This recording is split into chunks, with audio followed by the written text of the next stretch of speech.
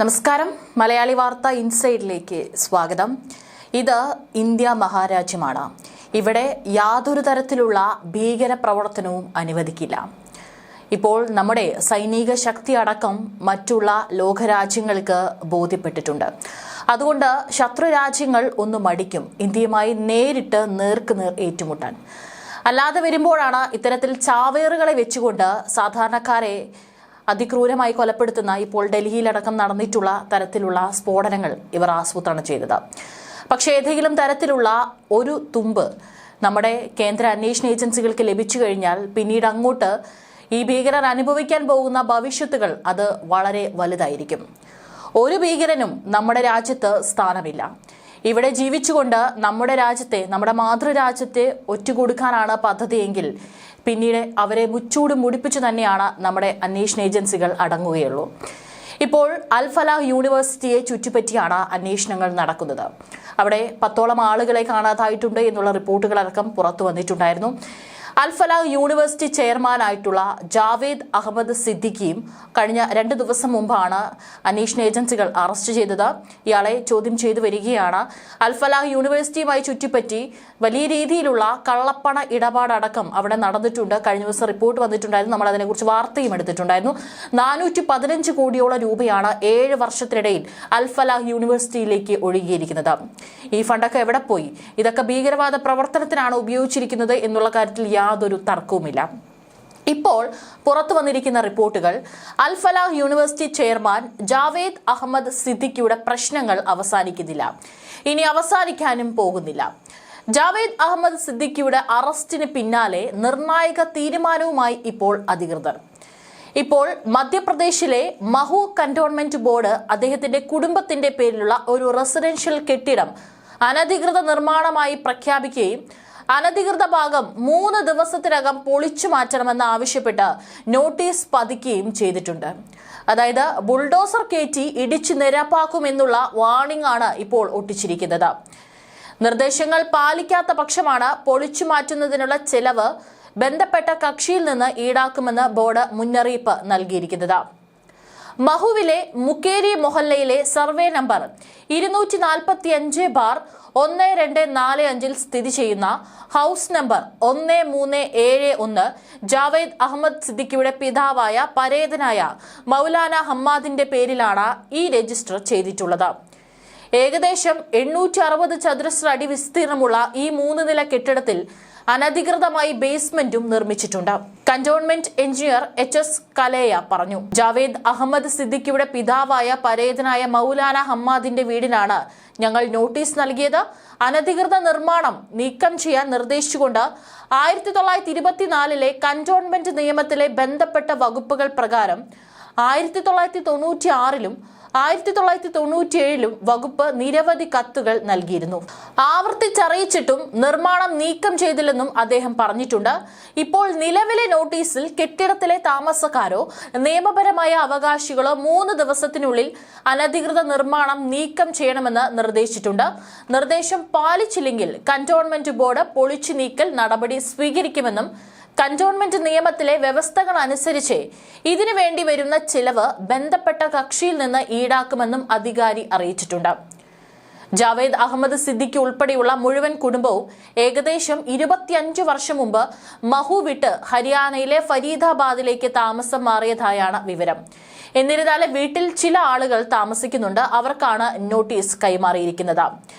ഈ 3 നില കെട്ടിടമാണെന്ന് പറയുന്നു. ഇനി ഒരുപക്ഷെ കൂടുതൽ അന്വേഷണം വരുമ്പോൾ ആ വീട് കേന്ദ്രീകരിച്ചുകൊണ്ട് ഏതെങ്കിലും തരത്തിലുള്ള ഭീകരവാദ പ്രവർത്തനങ്ങൾക്കുള്ള ഗൂഢാലോചന മറ്റും നടന്നിട്ടുണ്ടോ എന്നുള്ളതും ഒരു ചോദ്യമാണ്. ഇപ്പോൾ ജാവേദ് സിദ്ദിഖിയുടെ സഹോദരൻ ഹമൂദ് അഹമ്മദ് സിദ്ദിഖിയെ 25 വർഷം പഴക്കമുള്ള വലിയ സാമ്പത്തിക തട്ടിപ്പ് കേസിൽ അടുത്തിടെ മധ്യപ്രദേശ് പോലീസ് ഹൈദരാബാദിൽ നിന്നും അറസ്റ്റ് ചെയ്തിരുന്നു എന്നതും ശ്രദ്ധേയമാണ്. ഡൽഹി ചെങ്കോട്ട സ്ഫോടന കേസുമായി ബന്ധപ്പെട്ട് അൽ ഫലാഹ് യൂണിവേഴ്സിറ്റി അന്വേഷണ ഏജൻസികളുടെ നിരീക്ഷണത്തിലാണ്.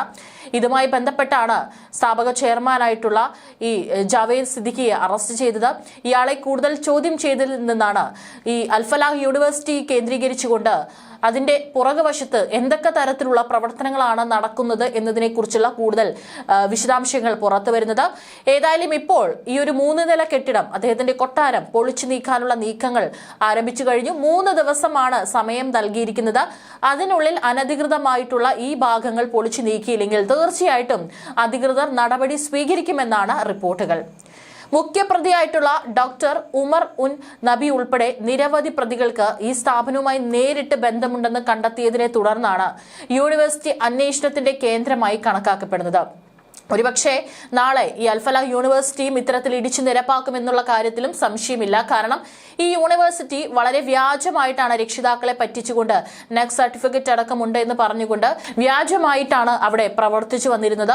തീർച്ചയായിട്ടും ഇതിന് അംഗീകാരം കിട്ടിയിട്ടില്ല. പക്ഷെ അവരുടെ വെബ്സൈറ്റിലെല്ലാം തന്നെ ഇതിന് അംഗീകാരം ലഭിച്ചതായി പറയുന്ന വ്യാജരേഖകളാണ് സമർപ്പിച്ചിട്ടുള്ളത്. ആയതിനാൽ ഈ കെട്ടിടവും ഒരുപക്ഷെ കുറച്ച് ദിവസങ്ങൾ കഴിയുമ്പോൾ അന്വേഷണം പൂർത്തീകരിക്കുന്ന വേളയിൽ ഇതും പൊളിച്ചു മാറ്റാനുള്ള എല്ലാ സാധ്യതയുമുണ്ട്.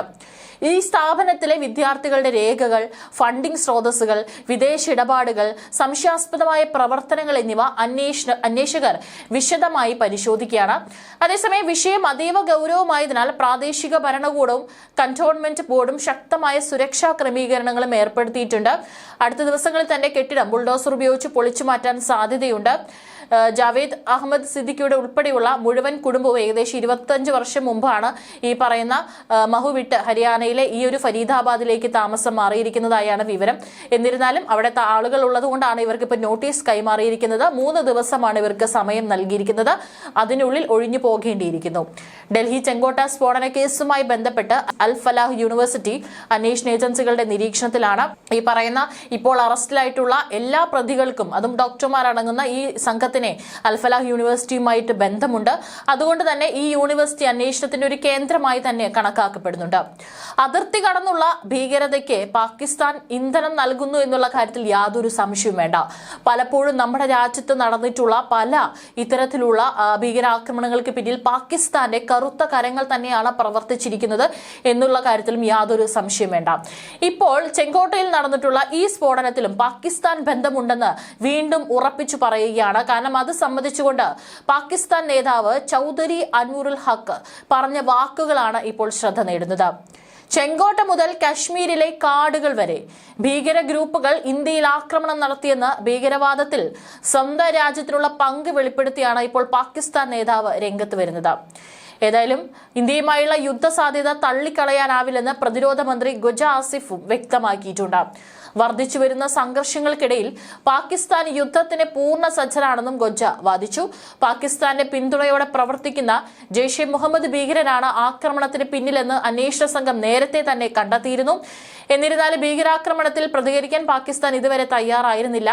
ഇതിനിടെയാണ് പാക് മന്ത്രിയുടെ അവകാശവാദവും പാക് നേതാവിന്റെ ഒരു അവകാശവാദവും രംഗത്ത് വരുന്നത്.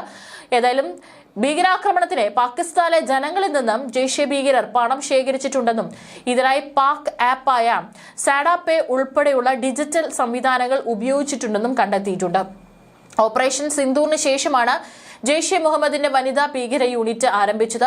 ഭീകര നേതാവ് മസൂദ് അസഹറിന്റെ സഹോദരി സാദിയയ്ക്കായിരുന്നു ഇതിന്റെ നേതൃത്വ ചുമതല. ചെങ്കോട്ട സ്ഫോടനത്തിലെ പ്രധാന പ്രതികളിലൊരാളായ ഡോക്ടർ ഷഹീൻ സയ്യിദ് ഈ യൂണിറ്റിലെ അംഗമാണെന്നാണ് റിപ്പോർട്ട്. മാഡം സർജൻ എന്ന രഹസ്യനാമത്തിൽ അറിയപ്പെട്ടിരുന്ന ഇവർ ആക്രമണത്തിന് പണം നൽകിയതായും അന്വേഷണ സംഘം സംശയിക്കുന്നു. ചെങ്കോട്ടയിലെ സ്ഫോടനത്തിൽ 15 പേർക്ക് ജീവൻ നഷ്ടപ്പെട്ടിട്ടുണ്ടായിരുന്നു. ജെയ്ഷെ മുഹമ്മദാണ് ഈ സംഘത്തെ നിയന്ത്രിക്കുന്നതെന്നും കേസുമായി ബന്ധപ്പെട്ട ഉദ്യോഗസ്ഥർ വ്യക്തമാക്കുന്നുണ്ട്. i20 കാർ ഓടിച്ചിരുന്ന ഡോക്ടർ ഉമർ മുഹമ്മദ് സ്ഫോടനത്തിൽ കൊല്ലപ്പെടുകയും അൽ ഫലാഹ് മെഡിക്കൽ കോളേജിലെ 3 ഡോക്ടർമാർ ഉൾപ്പെടെ മറ്റ് 9 പേർ അറസ്റ്റിലാവുകയും ചെയ്തിട്ടുണ്ട്. ഭീകരവാദത്തിന് പണം നൽകിയതുമായി ബന്ധപ്പെട്ട കള്ളപ്പണം വെളുപ്പിക്കൽ കേസിലും ഇപ്പോൾ ജവാദ് അഹമ്മദ് സിദ്ദിഖിയെയും ED അറസ്റ്റ് ചെയ്തിട്ടുണ്ട്. ഇവരെ ചോദ്യം ചെയ്തതിൽ നിന്നാണ് അൽ ഫലാഹ് യൂണിവേഴ്സിറ്റി കേന്ദ്രീകരിച്ചുകൊണ്ട് നടക്കുന്ന ഭീകരവാദത്തിന്റെ വളരെ നടുക്കുന്ന വിശദാംശങ്ങൾ പുറത്തു വന്നിരുന്നത്. പരമാവധി തെളിവുകൾ ശേഖരിക്കുന്ന തിരക്കിലാണ് നമ്മുടെ അന്വേഷണ ഏജൻസികൾ. തീർച്ചയായിട്ടും തെളിവുകൾ ശേഖരിച്ചു കഴിഞ്ഞാൽ ഇതിന്റെ എല്ലാം തന്നെ വിരൽ ചൂണ്ടുന്നത് പാകിസ്ഥാനിലേക്കാണ് എന്നുള്ള കാര്യത്തിൽ യാതൊരു സംശയവും വേണ്ട. അതിനിടയിലാണ് ഇപ്പോൾ പാക് മന്ത്രിയും അതുപോലെ അതുപോലെ തന്നെ പാകിസ്ഥാനിലെ ഒരു നേതാവും ഇത്തരത്തിലുള്ള ഒരു പ്രസ്താവന നടത്തിയിരിക്കുന്നതും എന്നുള്ള കാര്യത്തിൽ സംശയം വേണ്ട. തീർച്ചയായിട്ടും ഇതിനൊരു തിരിച്ചടി ഇന്ത്യ നൽകിയിരിക്കും. അത് നമ്മുടെ ഇന്ത്യൻ കരസേനാ മേധാവികളടക്കം വ്യക്തമാക്കിയിട്ടുണ്ട്. പലപ്പോഴും പറഞ്ഞിട്ടുണ്ട് ഓപ്പറേഷൻ സിന്ദൂർ അവസാനിക്കുന്നില്ല, അതിന്റെ മറ്റൊരു ഭാഗം തീർച്ചയായിട്ടും ഇനിയും ഉണ്ടാകും എന്നുള്ളത്. ഒരു തരത്തിലുള്ള ഭീകരവാദവും ഇന്ത്യ നമ്മുടെ രാജ്യത്ത് പ്രോത്സാഹിപ്പിക്കില്ല. അതുകൊണ്ട് തന്നെയാണ് ഒരു ഭീകരനും നമ്മുടെ രാജ്യത്ത് ജീവിച്ചുകൊണ്ട്, സാധാരണക്കാരെ പോലെ നമ്മുടെ രാജ്യത്ത് നമുക്കൊപ്പം ജീവിച്ചുകൊണ്ട് നമ്മുടെ മാതൃരാജ്യത്തെ ഒറ്റിക്കൊടുക്കുന്ന ഒരു ഭീകരനും നമ്മുടെ രാജ്യത്ത് സ്ഥാനമില്ല എന്നുള്ളത് കൂടിയാണ് ഇപ്പോൾ ഈ പറയുന്ന ജാവേദ് സിദ്ദിഖിയുടെ വീടടക്കം ഇടിച്ചു നിരപ്പാക്കുന്നതിൽ കൂടെ വ്യക്തമാക്കുന്നത്. തീർച്ചയായിട്ടും കൂടുതൽ പ്രതികളുണ്ടെങ്കിൽ വരും ദിവസങ്ങളിൽ പിടിയിലാകുമെന്നുള്ള കാര്യത്തിൽ യാതൊരു സംശയവും വേണ്ട.